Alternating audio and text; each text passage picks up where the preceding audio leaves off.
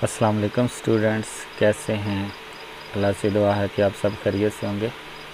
अच्छा स्टूडेंट्स, मैंने जो है मैथ 405 और 403 के लेक्चर स्टार्ट कर दिए हैं, तो मुझे आप लोगों के सपोर्ट की ज़रूरत है। अगर आप मुझे सपोर्ट करते रहेंगे तो इंशाल्लाह आपको हर लेक्चर डेली बेस पे मिलता रहेगा। तो स्टूडेंट्स चलते हैं फ़र्स्ट लेक्चर की तरफ। तो फर्स्ट लेक्चर है हमारे पास ग्रुप थ्योरी। तो आपको पता है ग्रुप क्या होता है। ग्रुप जब हम कुछ चीज़ों को इकट्ठा करते हैं वन बाय वन तो उसको हम ग्रुप कहते हैं। तो ग्रुप असल में एक ऐसा फंक्शन है जो वन बाय वन से ताल्लुक़ रखता है, यानी कि उसमें कोई चीज़ डबल नहीं होती। जैसा कि हमारे पास एक नंबर है, नेचुरल नंबर, तो 1 2 3 सो ऑल, तो इसमें कोई नंबर रिपीट नहीं होगा। तो ग्रुप भी एक ऐसा होता है जो वन बाय वन होता है, यानी कि उसमें कोई चीज़ रिपीट नहीं होती। इसमें हमारे पास सबसे पहले आएगा सेट, फिर हम पढ़ेंगे बाइनरी ऑपरेशन, फिर हम एसोसिएटिव लॉ पढ़ेंगे, फिर हम ग्रुप के बारे में पढ़ेंगे और फिर हम कुछ एग्जांपल्स पढ़ेंगे। ओके स्टूडेंट्स, तो सबसे पहले आते हैं सेट की तरफ। सेट आप छोटी क्लासों में पढ़ कर आए हैं कि सेट सिंपल सा है, वेल डिफाइंड और डिस्टिंक्ट ऑब्जेक्ट। तो वेल डिफाइंड कौन से हो सकते हैं। फॉर एग्ज़ाम्पल मैं एक सेट लिखता हूँ, उसमें 1 2 एंड ए बी। अब स्टूडेंट्स मैं इसको वेल डिफाइन नहीं कर सकता कि ये इनको मैं नंबर का सेट कहूँ या इंग्लिश अल्फ़ाबेट्स कहूँ। तो वेल डिफाइन का मतलब है कि मैं उसको कोई नाम दे सकूँ, तो मैं इसको नाम नहीं दे सकता, इसलिए ये सेट नहीं है। इसके अलावा अगर कोई ऐसा सेट हो जो वेल डिफाइन तो हो लेकिन उसमें कोई नंबर रिपीट हो रहा हो, तो वो डिस्टिंक्ट नहीं है। डिस्टिंक्ट का मतलब है कि कोई भी नंबर रिपीट ना हो बल्कि वन बाय वन हो, तो उसको हम सेट नहीं कह सकते जिसमें कोई नंबर रिपीट हो रहा हो। तो जब ये दोनों कंडीशन मौजूद होती हैं, यानी कि एक तो हम उसको वेल डिफाइन कर सकें और कोई नंबर रिपीट ना हो रहा हो, तो उसको हम कहते हैं सेट। ओके स्टूडेंट्स, तो नेक्स्ट बढ़ते हैं। हमारे पास सेट जो डिस्क्राइब करने के मेथड हैं वो कौन कौन से हैं। जी स्टूडेंट्स, सेट के बारे में आपने पढ़ लिया। अब एक और चीज़ यहाँ पे देखते हैं कि जो सेट का नेम होता है वो हम कैपिटल लेटर से शो करते हैं, और जो सेट के एलिमेंट्स होते हैं उसको हम स्मॉल लेटर से शो करते हैं। ओके स्टूडेंट्स, तो ये हमारे पास नेम कैपिटल लेटर से और उसके एलिमेंट्स को हम स्मॉल लेटर से। ये तीन फॉर्म्स हैं। इसको हम टेबुलर फॉर्म कहते हैं। टेबुलर फॉर्म में हम क्या करते हैं, तमाम नंबर्स को एक कॉमे की मदद से सेपरेट करते हैं और करली ब्रैकेट में लिखते हैं। इस फॉर्म को हम कहते हैं डिस्क्रिप्टिव फॉर्म, और इसमें हम क्या करते हैं, पूरे सेट को एक स्टेटमेंट में डिस्क्राइब कर देते हैं। ये आप छोटी क्लासों में पढ़ कर आ रहे हैं। और ये हमारे पास सेट बिल्डर फॉर्म है। इसको हम क्या करते हैं, बिल्ड अप करते हैं डिफरेंट साइन की मदद से। इसको हम इस तरह रीड करेंगे, x such that x belong to natural number and x smaller than 5। अब ये जो एक्स है ये इस पूरे नंबर के एलिमेंट्स को शो कर रहा है। ओके स्टूडेंट्स, तो अब हम कुछ सेट्स पढ़ते हैं जो कि आपके लिए ज़रूरी हैं। जी स्टूडेंट्स, ये मुख्तलिफ़ मैंने सेट लिखे हैं। सबसे पहले हमारे पास नेचुरल नंबर होता है जो कि 1 से स्टार्ट होते हैं, 1 2 3 सवाल होता है। फिर हमारे पास होल नंबर, अगर नेचुरल नंबर में हम ज़ीरो ऐड कर दें, ज़ीरो शामिल कर लें तो वो होल नंबर बन जाते हैं। इस तरह इंटीजर नंबर वो होते हैं जिनमें इन तमाम नंबर्स की रिफ्लेक्शन मौजूद हो, यानी कि माइनस में भी नंबर मौजूद हो। तो इसमें एक बात याद रखें कि ये पॉजिटिव इंटीजर होते हैं और इस साइड पे नेगेटिव इंटीजर होते हैं, और ज़ीरो ना पॉजिटिव में शामिल होता है ना नेगेटिव में शामिल होता है। इसके बाद हमारे पास रैशनल नंबर को हम क्यू से शो करते हैं। रैशनल नंबर की तीन शर्तें हैं। एक तो ये है कि हम उनको p बाई क्यू की फॉर्म में लिख सकें। दूसरा ये है कि p और q का ताल्लुक इंटीजर से हो, यानी कि पॉजिटिव भी हो सकते हैं नेगेटिव भी। तीसरी बात ये है कि q does not equal to zero, क्योंकि आपको पता है कि किसी नंबर को 0 पे डिवाइड करें तो आंसर हमारे पास अनडिफाइन आ जाता है, यानी कि उसका कोई आंसर हमारे पास मौजूद नहीं। इसलिए क्यू की जगह पे 0 नहीं हो सकता, बाकी सब कुछ हो सकते हैं। यानी कि अगर हम ये लिखें 3, तो 3 एक रैशनल नंबर है, क्योंकि हम इसको 3/1 लिख सकते हैं। जिसके नीचे कोई नंबर नहीं होता उसके नीचे 1 मौजूद होता है। इस तरह हम 2/3, 5/7 ये सारे हमारे पास क्या हैं, रैशनल नंबर हैं।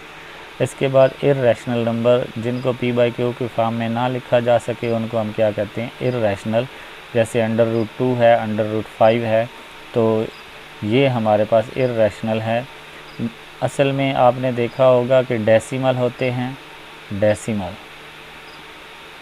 डेसिमल की 2 काइंड्स होती हैं, एक टर्मिनेटिंग और एक नॉन टर्मिनेटिंग। फिर नॉन टर्मिनेटिंग की 2 काइंड्स होती हैं, एक रिपीटिंग और एक नॉन रिपीटिंग। तो जो नॉन रिपीटिंग होते हैं वो इर्रेशनल होते हैं, उनका ताल्लुक इर्रेशनल से होता है। बाकी ये सारे जो हैं ये वाले नंबर, इनका ताल्लुक रैशनल से होता है। इनका ताल्लुक क्यू से होता है और इसका ताल्लुक क्यू बार से होता है। क्यू बार इर्रेशनल को शो करता है और क्यू जो है वो रैशनल नंबर को शो करता है। इसके बाद हमारे पास रियल नंबर आ जाते हैं। तो रियल नंबर जब हम रैशनल और इर्रेशनल दोनों को मिक्स कर लेते हैं तो वो हमारे पास रियल नंबर बन जाते हैं। तो ये कुछ सेट थे और इनकी एग्जांपल थी। आगे हम एक और बात करते हैं।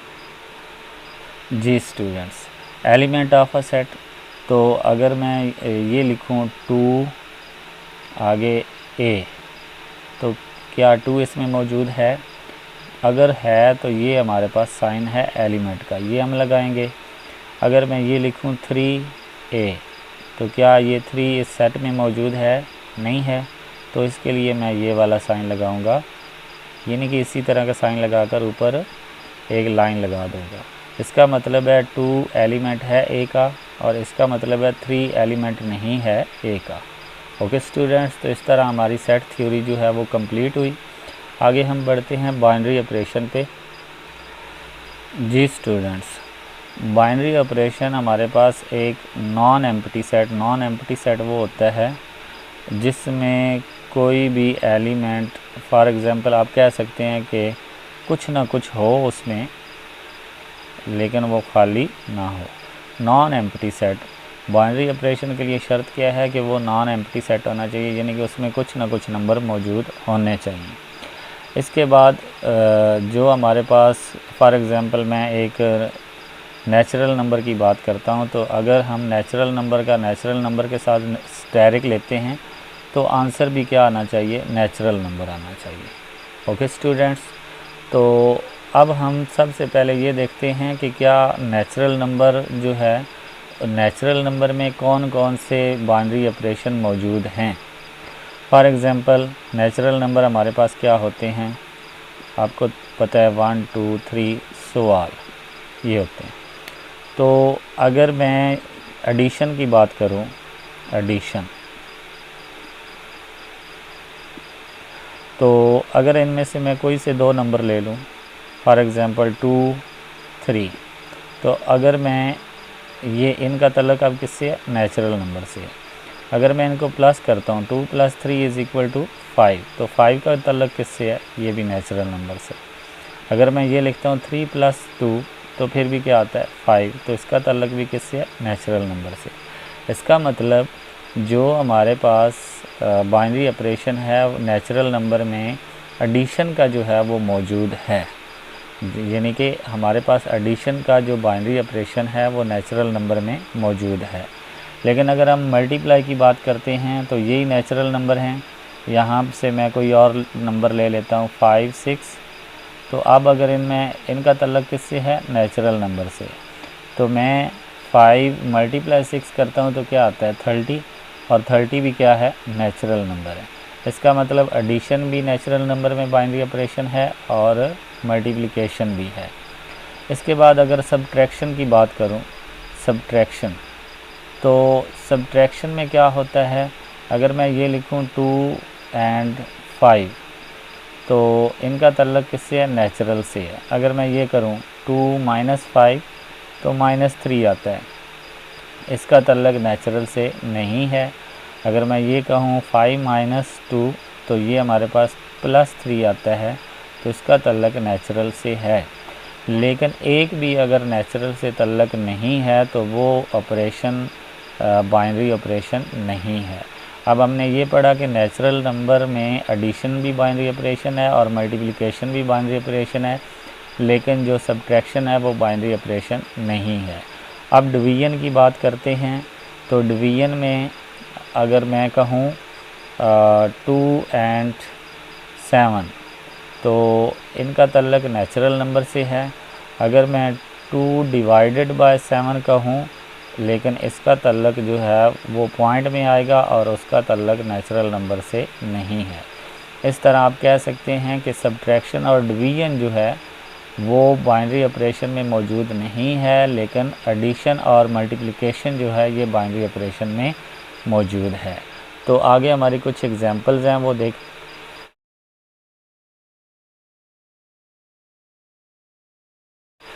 जी फर्स्ट एग्जांपल आपने देखी पीछे, show that the multiplication of a binary operation on the set of natural number. तो ये मैं ऑलरेडी आपको बता चुका हूँ। यहाँ पे देखें, ये मैंने आपको बताया कि अगर आप कोई से 2 नंबर लें, उनको मल्टीप्लाई करें तो आंसर जो आएगा वो भी नेचुरल नंबर से ही होगा। तो इस तरह ये बाइनरी ऑपरेशन में मौजूद होगा।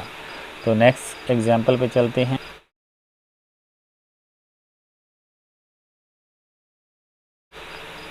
जी स्टूडेंट्स, नेक्स्ट एग्जांपल में आपने देखा है, वो कहता है कि show that the division is not a binary operation on the set of natural number.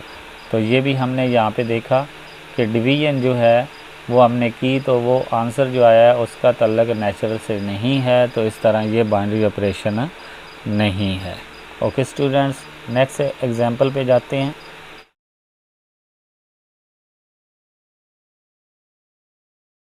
Ji students, आपने देखा कि वो कहता है कि show that the subtraction is not a binary operation. तो ये भी हम प्रूव कर चुके हैं कि सब्ट्रैक्शन भी बाइनरी ऑपरेशन नहीं है। कि अगर आप कोई 2 नंबर लें, प्लस माइनस उनको करें, तो एक नंबर या 2 नंबर जो हैं वो नेचुरल नंबर नहीं आते। तो इस तरह सब्ट्रैक्शन जो है वो बाइनरी ऑपरेशन नहीं है। तो नेक्स्ट बढ़ते हैं आगे। वो कहता है कि show that the division is a binary operation of rational number. तो रियल नंबर। तो ये हम जो है ये करते हैं। जी स्टूडेंट्स, ये रियल नंबर होते हैं। इनमें अगर मैं कहूँ, सबसे पहले रैशनल नंबर की बात कहूँ, तो ये देखें हमारे पास, अगर मैं ये करूँ 2/7 एक नंबर लेता हूँ, दूसरा नंबर मैं 5/4 लेता हूँ। तो अगर मैं इनको डिवाइड करता हूँ, इनका तल्लक अब किससे है? रियल नंबर से। तो अगर मैं लिखूँ 2/7 डिवाइडेड बाय 5/4, तो इज़ इक्वल टू क्या आंसर आएगा? 2/7। डिवाइड को आप छोटी क्लासों में पढ़ रहे हैं कि मल्टीप्लाई में चेंज करेंगे और नेक्स्ट जो है वो चेंज हो जाएगी फ्रैक्शन। तो ये 8 आ जाएगा और 35। तो ये भी एक क्या है? रियल नंबर है। अब हम अगर बात करें इर्रेशनल की, तो वो अगर हमारे पास √2 है और साथ में √5 है, तो इनको अगर हम डिवाइड करते हैं तो √2 डिवाइडेड बाय √5, अगर इनका तल्लक रियल नंबर से है तो जो आंसर है उसका तल्लक भी रियल नंबर से है। तो इस तरह हम कह सकते हैं कि जो डिवीजन है वो बाइनरी ऑपरेशन है रियल नंबर में। ओके स्टूडेंट्स, नेक्स्ट एग्जांपल पे चलते हैं। कि show that the operation is denoted by circle defined by circles is a binary operation on a G. तो ये हमारे पास सर्कल ऑपरेशन है। ये हमारे पास सर्कल ऑपरेशन है। तो हमारे पास इंटीजर नंबर कौन से होते हैं? So all -3, -2, -1, 0, 1, 2, 3। तो इसमें वो कहता है कि अगर आप इनमें से फॉर एग्ज़ाम्पल मैं ले लेता हूँ 2 और -3, इनका तल्लक किससे है? इंटीजर से है। जब मैं इनको सर्कल ऑपरेशन करूँगा, 2 सर्कल ऑपरेशन -3, तो ये हमारे पास आंसर क्या आ जाएगा? 0 आ जाएगा। तो ये बाइनरी ऑपरेशन मौजूद है, क्योंकि ये सर्कल ऑपरेशन जब आप इनको मल्टीप्लाई करते हैं तो आंसर हमेशा ज़ीरो आता है। ये सर्कल ऑपरेशन की डेफिनेशन है, ऊपर आपने एग्जांपल में पढ़ ली है। ओके स्टूडेंट्स, यानी कि उसने कह दिया है कि x circle operation y is equal to zero for all, यानी कि आप इंटीजर कोई भी नंबर लें तो सर्कल ऑपरेशन उनका क्या आता है, ज़ीरो आता है। फॉर एग्ज़ाम्पल अगर आप ले लेते हैं 2 एंड सर्कल ऑपरेशन 10, तो ये भी क्या आएगा, ज़ीरो आएगा। ओके स्टूडेंट्स, नेक्स्ट एग्जांपल पे चलते। जी स्टूडेंट्स, वो कहता है कि show that the operation circle defined by x circle y is equal to x plus y minus x y for all x y belong to integer is a binary operation. तो अब हमने इसको show करना है कि ये binary operation है या नहीं है। तो फॉर एग्ज़ाम्पल मैं कोई नंबर ले लेता हूँ 3 एंड -5, तो इनका तल्लक किससे है जी, इंटीजर से है।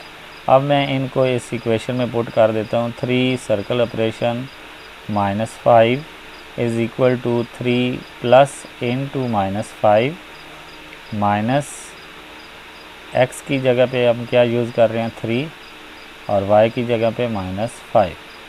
तो ये 3 -5 माइनस माइनस माइनस प्लस 15, तो ये हमारे पास आ जाएगा ये -2 और यहाँ पे +15 इज़ इक्वल टू 13।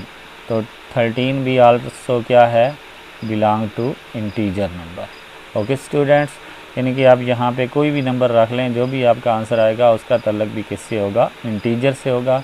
तो इस तरह ये भी क्या है, बाइनरी ऑपरेशन है। इसी के साथ स्टूडेंट्स हमारा आज का लेक्चर जो लेक्चर नंबर 1 है उसके तमाम टॉपिक कंप्लीट हुए। अब नेक्स्ट लेक्चर में हम ग्रुप और बाकी जो चीज़ें रह गई हैं वो पढ़ेंगे। तब तक के लिए इजाज़त दें, अल्लाह हाफ़िज़।